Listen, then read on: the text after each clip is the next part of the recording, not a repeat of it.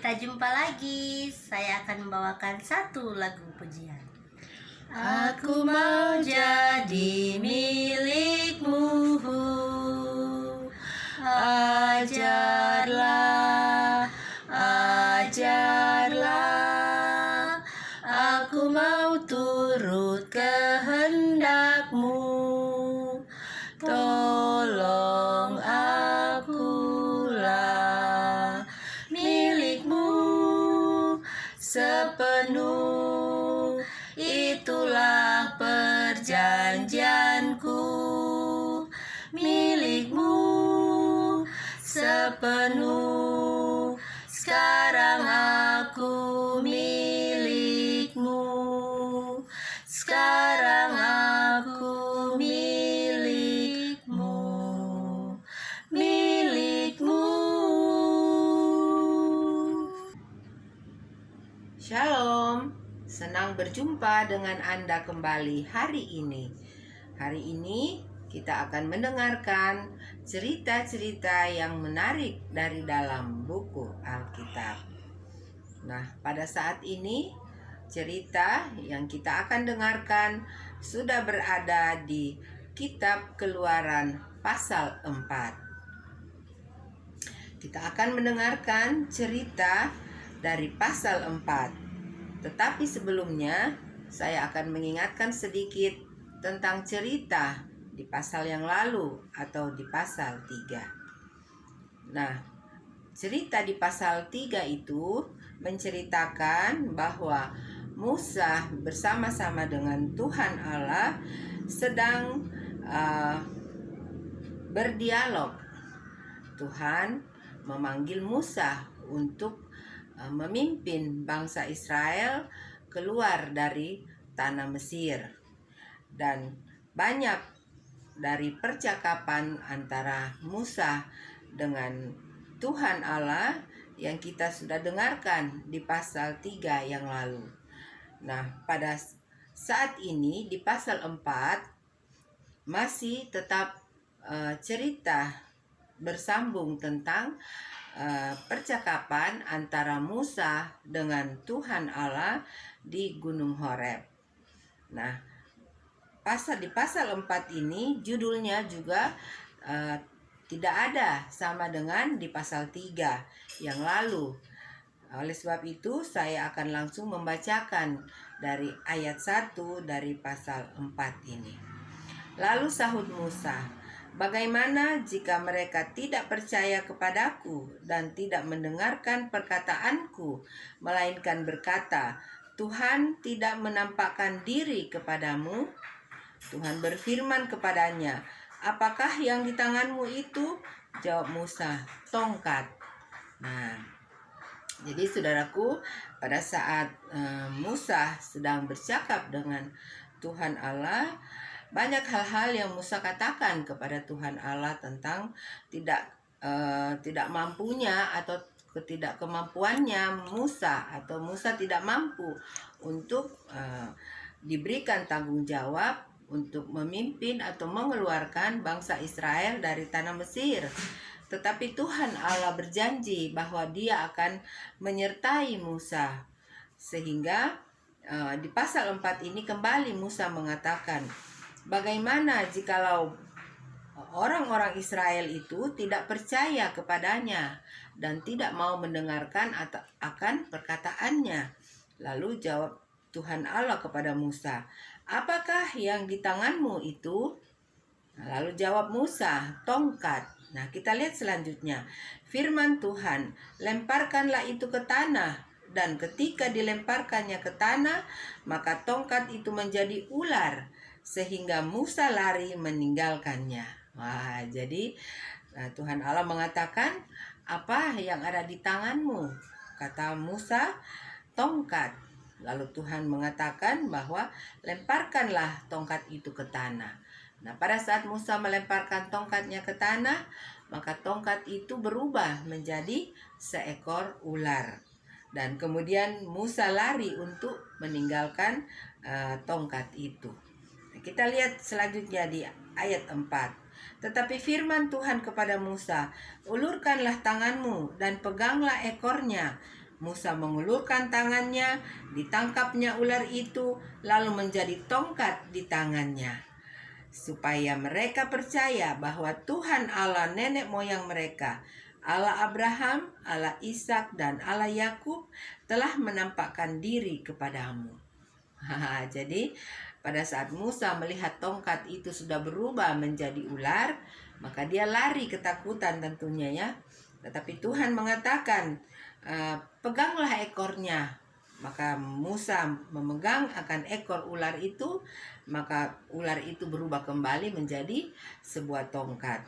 Nah, Tuhan mengatakan bahwa engkau harus melakukan ini supaya orang Israel percaya bahwa Tuhan Allah nenek moyang mereka, Allah Abraham, Allah Ishak, dan Allah Yakub telah menampakkan diri kepadamu.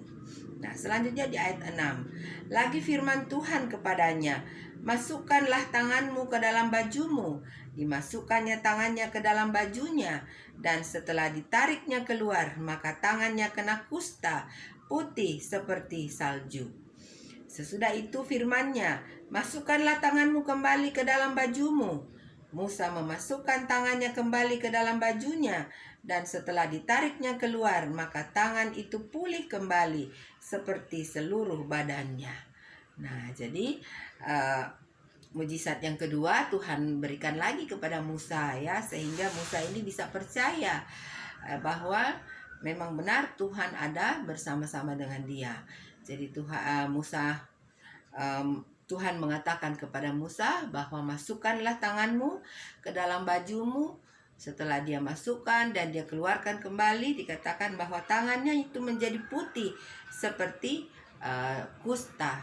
Dan setelah dia masukkan kembali tangannya dan dia keluarkan, maka kusta itu hilang dan tangannya kembali menjadi seperti biasa.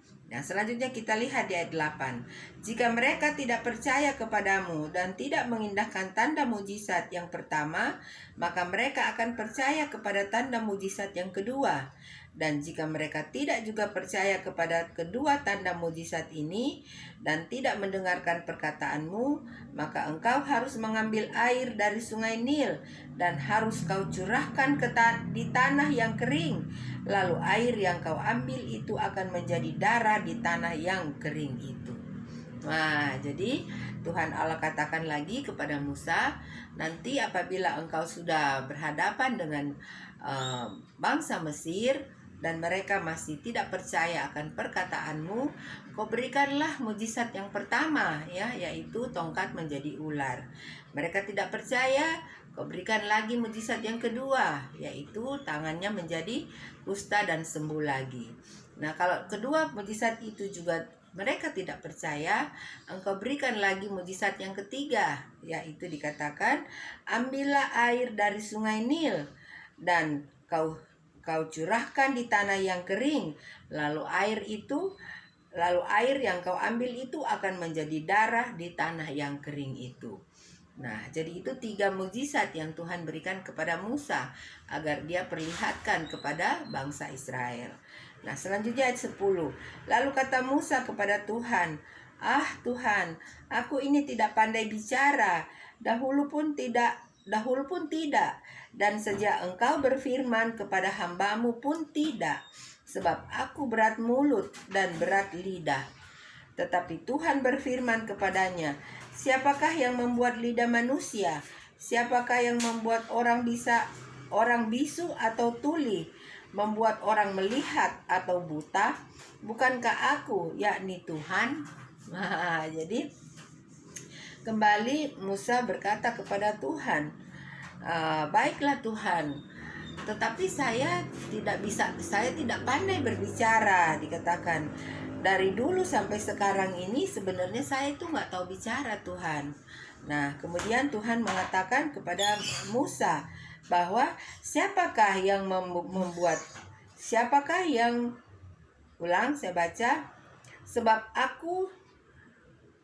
siapakah yang membuat lidah manusia? Siapakah yang membuat orang bisu atau tuli? Membuat orang melihat atau buta? Bukankah aku, yakni Tuhan? Nah, jadi Tuhan memberikan semangat kepada Musa bahwa semua itu diberikan oleh Tuhan, kemampuan untuk berbicara, kemampuan untuk mendengar dan lain sebagainya. Semua itu diberikan oleh Tuhan kepada setiap manusia. Nah, itu yang dikatakan kepada Musa. Nah, selanjutnya di ayat 12. Oleh sebab itu, pergilah, aku akan menyertai lidahmu dan mengajar engkau apa yang harus kau katakan. Tetapi Musa berkata, "Ah Tuhan, utuslah kiranya siapa saja yang patut kau utus." Maka bangkitlah murka Tuhan terhadap Musa, dan ia berfirman, "Bukankah di situ Harun orang Lewi itu kakakmu?" Nah, tetapi rupanya Musa ini dia tidak percaya diri ya. Bukan main, Tuhan sudah mengatakan yang terbaik ya, yang dia harus katakan, dia harus lakukan, tetapi tetap Musa ini tidak percaya dirinya. Maka dia mengatakan, "Tuhan, bagaimana? Adakah orang lain yang kau utus ya? Janganlah saya." Nah, kemudian Tuhan pada saat mendengarkan Musa berkata demikian, dikatakan Tuhan juga murka ya. Tuhan murka dikatakan. Kemudian Tuhan mengatakan, "Bukankah di situ Harun orang Lewi itu kakakmu?" Wah, kita baca selanjutnya. "Aku tahu bahwa ia pandai bicara, lagi pula ia telah berangkat menjumpai engkau, dan apabila ia melihat engkau, ia akan bersuka cita dalam hatinya." Nah, ini yang dikatakan Tuhan Allah kepada Musa ya. Nah, selanjutnya 15. "Maka engkau harus berbicara kepadanya dan menaruh perkataan itu ke dalam mulutnya. Aku akan menyertai lidahmu dan lidahnya dan mengajarkan kepada kamu apa yang harus kamu lakukan. Ia harus berbicara bagimu kepada bangsa itu. Dengan demikian ia akan menjadi penyambung lidahmu dan engkau akan menjadi seperti Allah baginya. Dan bawalah tongkat ini di tanganmu dan harus kau pakai untuk membuat tanda-tanda mujizat." Nah, jadi Tuhan Allah benar-benar memperlengkapi Musa dengan sebaik-baik mungkin ya, sehingga kakaknya juga Harun itu turut untuk menjadi teman. Jadi mereka berdua ya, mereka berdua nanti akan pergi menghadap kepada bangsa yang besar itu, yaitu bangsa Israel. Kemudian nanti mereka juga akan pergi ke hadapan Raja Firaun pada saat itu.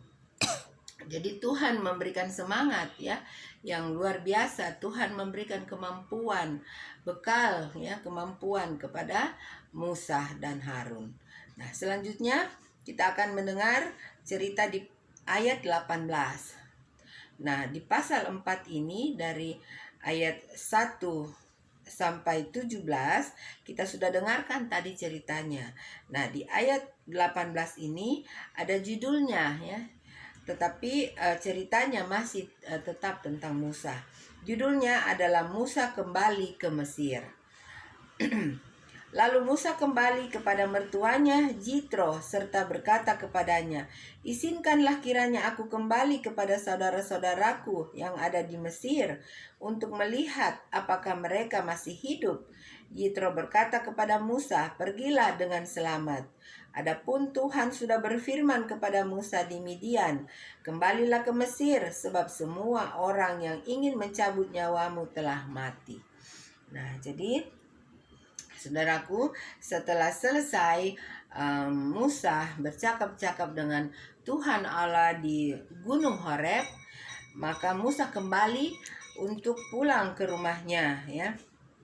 Kemudian dia menemui akan bapa mertuanya atau Jitro, dan dia mengatakan bahwa biarlah dia diberikan izin untuk kembali kepada saudara-saudaranya yang ada di Mesir, karena dia ingin melihat akan keadaan daripada saudara-saudaranya ini. Nah, kemudian mertuanya menyetujui ya, mengizinkan dia untuk pergi. Nah, kita lihat di ayat selanjutnya. Kemudian Musa mengajak istri dan anak-anaknya lelaki, lalu menaikkan mereka ke atas keledai, dan ia kembali ke tanah Mesir. Dan tongkat Allah itu dipegangnya di tangannya. Firman Tuhan kepada Musa, Pada waktu engkau hendak kembali ini ke Mesir, ingatlah supaya segala mujizat yang telah kuserahkan ke dalam tanganmu kau perbuat di depan Firaun. Tetapi aku akan mengeraskan hatinya sehingga ia tidak membiarkan bangsa itu pergi. Nah, selanjutnya di ayat 22. Maka engkau harus berkata kepada Firaun, beginilah firman Tuhan, Israel ialah anakku, anakku yang sulung. Sebab itu aku berfirman kepadamu, biarkanlah anakku itu pergi, supaya ia beribadah kepadaku. Tetapi jika engkau menolak membiarkannya pergi, maka aku akan membunuh anakmu yang sulung. Luar biasa ya. Jadi Tuhan Allah katakan kepada Musa bahwa mereka itu harus pergi untuk menghadap ke Raja Firaun ya. Mereka harus sampaikan semua apa yang Tuhan katakan kepada Musa untuk disampaikan kepada Raja Firaun pada saat itu. Nah, apabila Raja Firaun tidak mengizinkan untuk membiarkan bangsa Israel atau umat Tuhan ini pergi untuk berdoa, maka dikatakan Tuhan Allah akan membunuh anak sulung daripada tanah Mesir. Nah, selanjutnya kita lihat di ayat 24. Tetapi di tengah jalan di suatu tempat bermalam, Tuhan bertemu dengan Musa dan berikhtiar untuk membunuhnya. Lalu Sipora mengambil pisau batu, dipotongnya kulit katan anaknya. Kemudian disentuhnya dengan kulit itu kaki Musa sambil berkata, sesungguhnya engkau pengantin darah bagiku. Lalu Tuhan membiarkan Musa pengantin darah, kata Sipora waktu itu, karena mengingat sunat itu. Selanjutnya 27. Berfirmanlah Tuhan kepada Harun, pergilah ke padang gurun menjumpai Musa. Ia pergi dan bertemu dengan dia di gunung Allah, lalu menciumnya. Nah, saudaraku, Musa mengadakan perjalanan, tetapi sesuatu telah terjadi di tengah jalan. Nah, seperti apa yang kita sudah baca tadi di atas ya. Nah, kemudian Tuhan pergi lagi kepada Harun, atau Tuhan menyuruh Harun untuk Harun supaya pergi mendapatkan Musa yang berada di padang gurun. Dan Harun pergi untuk menjumpai Musa, dan kemudian mereka saling berjumpa satu dengan yang lain. Nah, selanjutnya ayat 28. Kemudian Musa memberitahukan kepada Harun segala firman Tuhan yang disuruhkannya kepadanya untuk disampaikan, dan segala tanda mujizat yang diperintahkannya kepadanya untuk dibuat. Lalu pergilah Musa beserta Harun, dan mereka mengumpulkan semua tua-tua Israel. Nah, jadi pada saat Musa berjumpa dengan Harun di padang gurun itu, Musa menceritakan semua, tentunya dari pertama ya, dari kejadian pertama pada saat dia melihat akan belukar duri yang terbakar, yang menyala tetapi tidak terbakar, dan selanjutnya Tuhan memberikan perintah, dan selanjutnya Tuhan memberikan mujizat. Semuanya itu Musa tentunya sudah ceritakan kepada Harun. Kemudian dikatakan mereka berdua pergi untuk mengumpulkan semua tua-tua Israel. Dan selanjutnya di ayat 30, Harun mengucapkan segala firman yang telah diucapkan Tuhan kepada Musa, serta membuat di depan bangsa itu tanda-tanda mujizat. Wah, jadi sebelum mereka menghadap kepada Raja Firaun, mereka pergi dulu kepada bangsa Israel itu. Dikatakan pertama kan mereka harus pergi dulu untuk menjumpai tua-tua bangsa Israel. Dan kemudian pada saat mereka sudah berjumpa dengan bangsa Israel, mulailah Musa dan Harun menunjukkan akan mujizat-mujizat yang Tuhan sudah katakan kepada Musa yang harus mereka perlihatkan kepada bangsa Israel. Nah, selanjutnya ayat 31. Lalu percayalah bangsa itu, dan ketika mereka mendengar bahwa Tuhan telah mengindahkan orang Israel dan telah melihat kesengsaraan mereka, maka berlututlah mereka dan sujud menyembah. Nah, jadi setelah bangsa Israel ini mendengar bahwa Tuhan Allah telah mendengarkan akan permohonan mereka atau permintaan mereka agar supaya mereka dibebaskan daripada perhambaan yang sangat menekan mereka, maka mereka sangat berbahagia ya. Kemudian dikatakan mereka berlutut dan mereka sujud menyembah ya, atau mereka berdoa tentunya ya. Mereka mengucapkan terima kasih kepada Tuhan Allah karena sudah mendengarkan dan akan melepaskan mereka daripada kesengsaraan yang mereka sedang alami di tanah Mesir pada saat itu. Nah, saudaraku, cerita kita dari pasal 4 ini hanya sampai sekian. Ceritanya dari pasal 1 hingga pasal 31.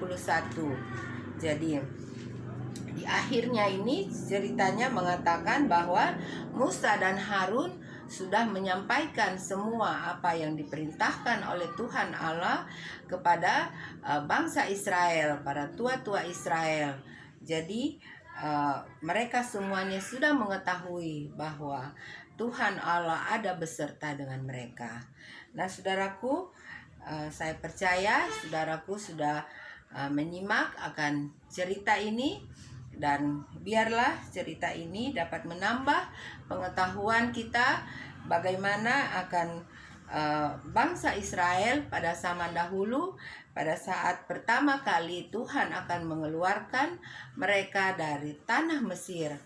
Dan biarlah cerita ini membuat kita untuk berbahagia karena kita mengetahui bahwa tangan Tuhan tetap ada untuk menolong bagi umat-umatnya yang selalu berseru dan berdoa kepadanya.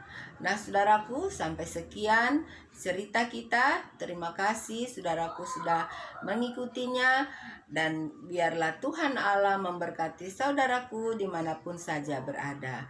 God bless you. Bye.